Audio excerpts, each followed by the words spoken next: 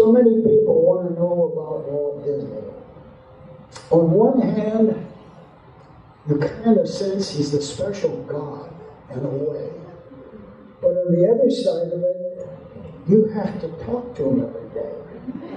So, no, this is how most people have felt.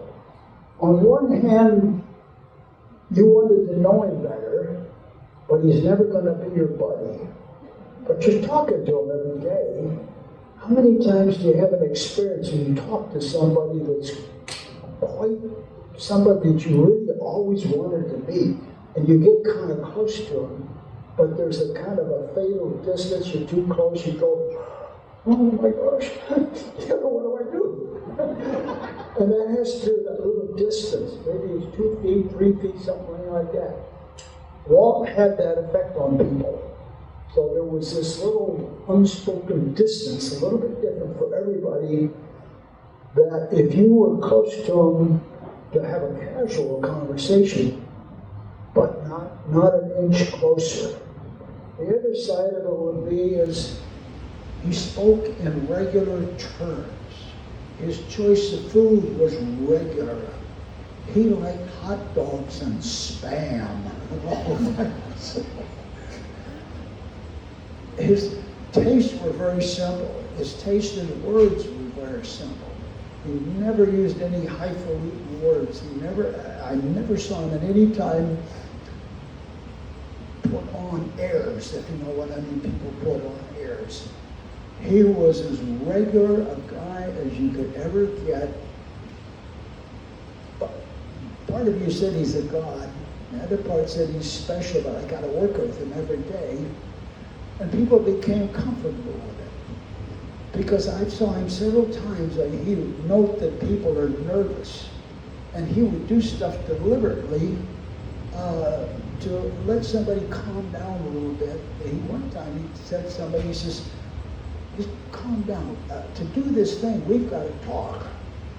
And then somebody would calm down. And then after a while, you get used to when Walt was around, either you're going to have a meeting maybe, which is rare, or most of the time he walked around the studio all the time. Everybody had to leave their door open because he would show up at any second. He almost never had an agenda where we're doing something on a certain day with a bunch of people. He wandered around in that studio lot. Also, he would wander around at 1401. Now think of this. An ordinary MBA-trained executive of any organization depends upon the layers of people that you are in charge of.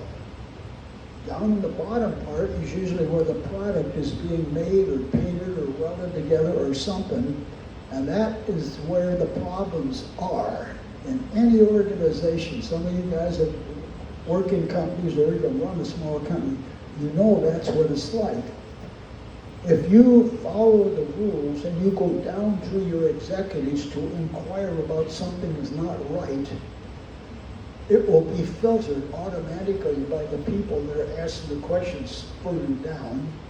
And once that question is learned, it won't be truthfully told because you don't want to hide the things. You want to hide the things that are not right. So you come back up through the filters and you get your answer in about 3 weeks, which is too late. Walt had sense enough, business sense. If he's got an income, something's not right, he walks over and looks. And he could look at any moment, come into anybody's room, in the shops. He was always out in the back lot. And everybody was used to that. It was common to see Walt wandering all over the place. But guess what? Walt was the very first guy to catch something that was not going in the direction that he thought we ought to go. Okay, now, but you're not in trouble. Walt would walk up to somebody, whether it's an artist or a welder or somebody out in a wood shop, and say, casually, he said, say, did you ever think of, and he'd have an idea. That's not me. He's asking you, did you have an idea? He's not telling you, that thing sucks, and if you keep doing it that way, I'm going to fire you, like a lot of executives do. You never want to speak down to a creative person because they will become less and less creative. And then pretty soon you have a company full of vegetables in meetings because they're terrified of being caught doing something wrong. Walt knew that. Walt could say, did you ever think of, and almost always his idea was better than yours. And you'd go, oh my God, I missed that. See what you just did? He has asked you to continue to contribute on the way to get stuff to work really, really good, not by telling somebody they did something wrong. That's a very interesting thing for an executive to do. And a lot of people told me, they says, nobody works like that anymore. And of course, that was like 30 years ago. And I says, I had two clients, Steven Spielberg, Stephen Wynn. Same guys, same MO as Walt. You want to know what's going on? Call them up. You want to know further what's going on? Go over and take a look. That's a big lesson for anybody in an organization. Again, long-winded answer, but Walt was such a unique person to be around because what happened was most of the time he is so successful at a new idea, his batting average was so good that you'd have a new employee come in and says, oh, this is terrifying. Nobody's going to get away with this thing. But after a while, it worked. Now you had a whole organization, the batting average was so good that when he asked you to do something, you thought, oh my God, I can't do that.